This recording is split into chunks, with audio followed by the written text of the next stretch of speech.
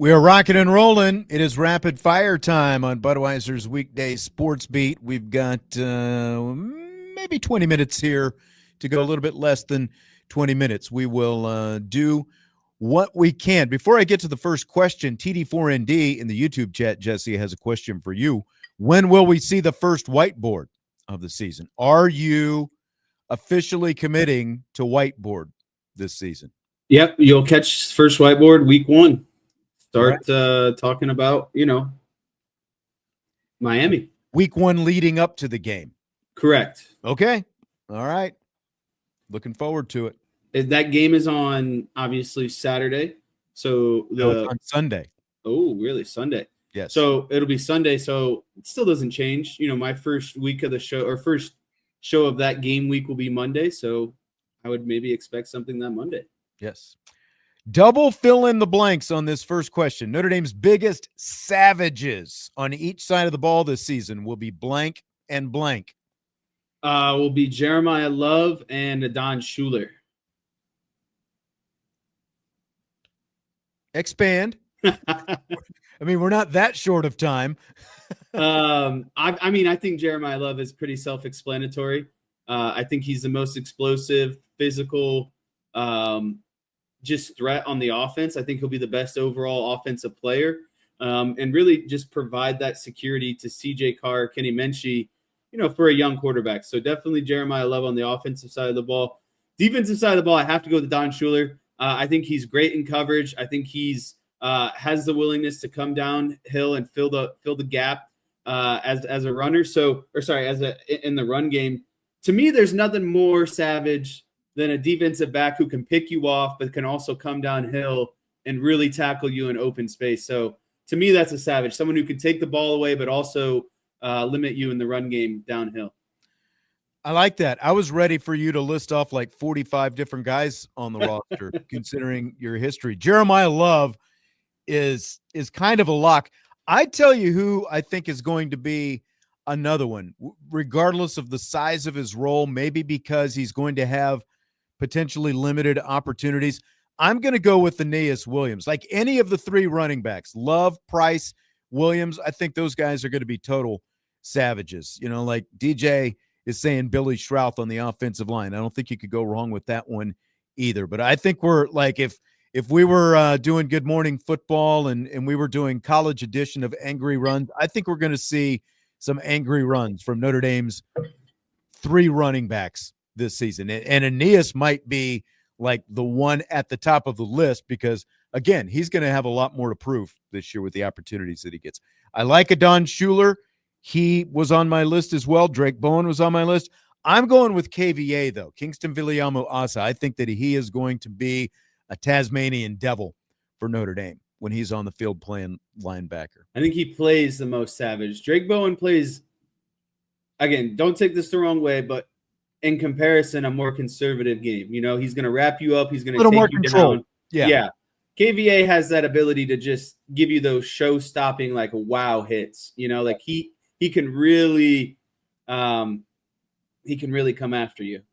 And they're going to let him more loose on the edge to kind of rush the passer as well. Yep. Fred's got another good one. Talich is a savage as well. Yep, I would agree with that. Yep. Snead plays pretty savage when he has his opportunities as well. I think we're going to see a lot of those kind of dudes, but those are my top of the list guys, the ones that I said. Fill in the blank. It's blank, speaking of Billy Schrauth, that Schrauth says Notre Dame will have the best offensive line in the nation with its sights set on winning the Joe Moore Award this year. I think it's awesome that he says that because it's setting the expectation high. And I don't know if you saw this today, but McElroy did his preseason polls, and he had Notre Dame at number 3. Ooh. And the reason why he loves Notre Dame so much is because of their physicality. He said it's led by their offensive line. So you want an offensive line that thinks highly of themselves, that takes that challenge upon themselves of, we're going to establish the line of scrimmage, we're going to punch you in the mouth, and we're going to be the most physical team out there. I think they have the pieces to do it. It's just a matter of how it all comes together. But they're just loaded with so much kind of young talent along that offensive line. And I honestly thought Billy Schrauth could have been one of the savages on offense because I think He For plays sure. a lot like Rocco Spindler, like we were talking about, someone who is really taking on that role of being aggressive and delivering the punch. So I love it. And I wouldn't want a group that's not striving for something like that. That doesn't want to be the best, that doesn't have their sights on something like the Joe Moore Award. That's absolutely right. I think it's great that, like the Joe Moore Award obviously goes to the top offensive line. This is not an individual award. This is a unit focused award, which I think is pretty cool. Like it's really, in terms of all the awards, that's really, that's the only one that goes to a group. Everything else is an individual award, and they are locked in on being a number one, numero uno, the best offensive line unit in the nation. And I think that some of the things that we've seen so far in practice would say that they are on their way to that. And I think that there are a lot of expectations of that. Marcus Freeman has said from day one, offensive, defensive line driven team. And we talked about defensive line in the first segment, and both of those units are going to work. Who did McElroy have number 1 and 2? I'm curious. I didn't get that far. So how do you not get that far? What was it, a video or something? And he was just like, there's a video, and it was only the snip about Notre Dame. Okay. All right. I'll have to see if I can find that. Fill in the blank. Marcus Freeman wearing this year's edition of the shirt at practice Wednesday is blank.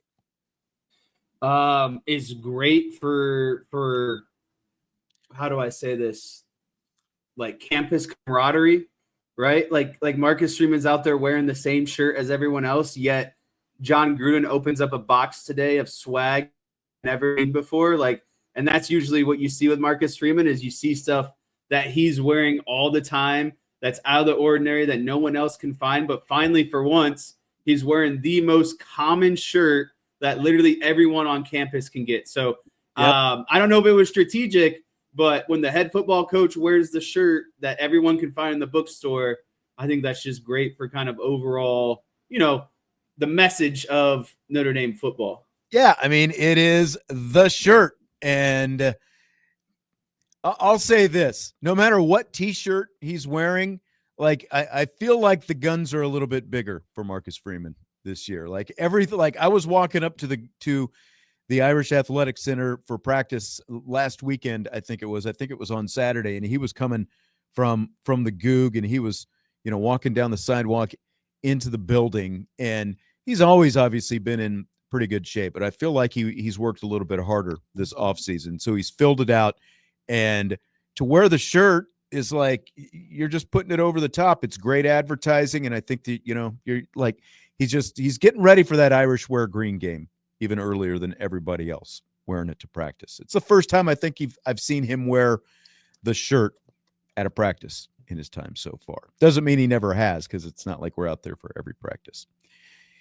ESPN's Adam Rittenberg says Kalen DeBoer will be on the hot seat if Alabama misses the college football playoff again this season. Do you buy or sell that? I'm selling that. I get it. It's Alabama. I think it has to be. I think the question has to be more or less, is it like a 9-3 and you miss, or is it a 7-5 and you miss? I think there's a big difference between that. But I mean, if they're teetering on, one of the first teams out, maybe one loss is what's holding them back. I get it. It's Alabama, and the precedent has been set by Nick Saban, but Nick Saban left for a reason, because it's a new landscape in college football. So I don't think that you can demand a coach in his first 2 years at Alabama to be in the playoff, or that's it at the end of the day, with how much college football has changed since the previous regime was there. So you're telling me that fan bases think rationally. That's what you're telling me. I hope so. I don't know if it'll be a legit hot seat, because to be in a true hot seat, that obviously has to come from the top. The athletic director down there did hire Kalen DeBoer. They got used to winning for a long time under Nick Saban, and obviously winning at an elite level under Nick Saban. And I've said this before, and I'll continue to say it, and I will say it again. Look at what happened prior to Nick Saban being there. There's look at how many coaches they went through before they got to Nick Saban, and he took them to that level. Now, Alabama is obviously a historically great program. Bear Bryant, Gene Stallings, obviously both won national championships before Nick Saban. But after Gene Stallings and until Nick Saban, there were a lot of lean years for Alabama football. And so I still don't think that, you just insert coach because he had success someplace else and they're going to play at that same standard. So I don't know if it'll be true hot seat if they miss the playoff, but lose to Vanderbilt again and miss the playoff, I think that that turns those cookers up pretty quickly, don't you? Oh yeah, definitely. I want to play this next cut. We were going to do it yesterday, and Vince and I didn't have time. Maybe you've seen this.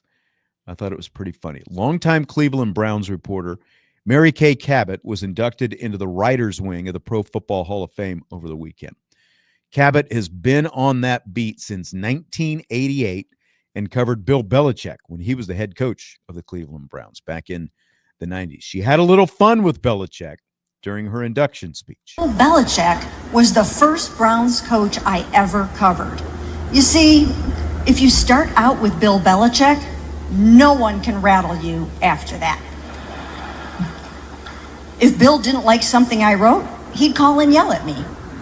If you asked a dumb question, he'd call you out. Eventually, I had to learn to stand up to him. During one of those yelling matches, I told him, if you don't have the footballs to say that to the guys, then don't say it to me. Bam.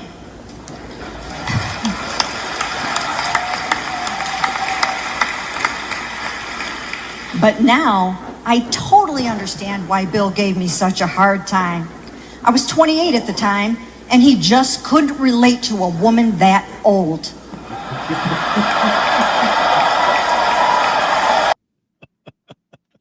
Mary Kay Cabot with a walk-off there, going into the writers' wing of the Pro Football Hall of Fame. What did you think when you heard that? I love that. And I think anytime you can send shots at Bill Belichick, it's always warranted, right?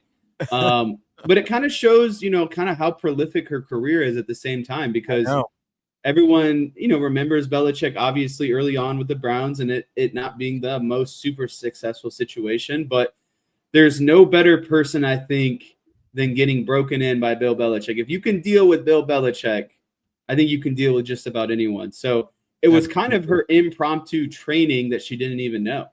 Yeah. And I like that, obviously she was giving it back to Bill Belichick before he was Bill Belichick. Right. Like if you're talking Patriots Belichick, then it's probably a little bit different. But it's like, who are you? I've been here.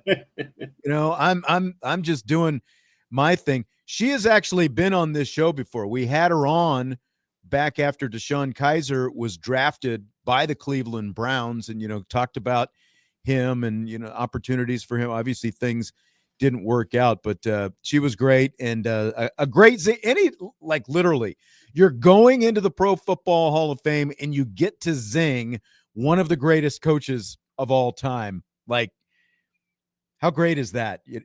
Like just in a nutshell, can't get much better. I didn't realize, like when we had her on, what a trailblazer she was, because there weren't a whole lot of women reporters doing that job on the beat day to day for newspapers back in the 1980s. So that is awesome for Mary Kay Cabot. I don't know if you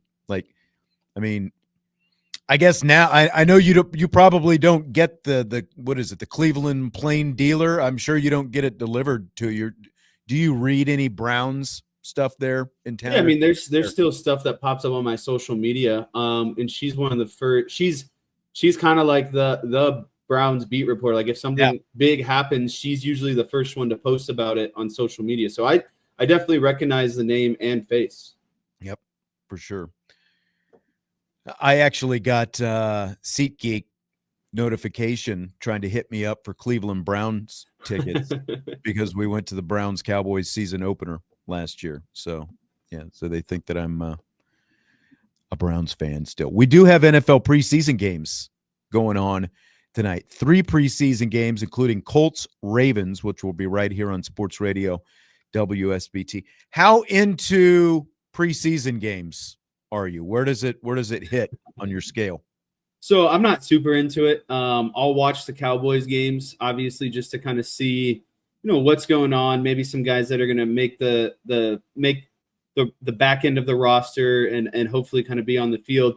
But, most importantly, like tonight, it's a good way to get out with some friends, eat some wings, watch a little football. And to be honest with you, and this probably shouldn't surprise many people, but the main reason I like having it back is you can start betting again on the NFL.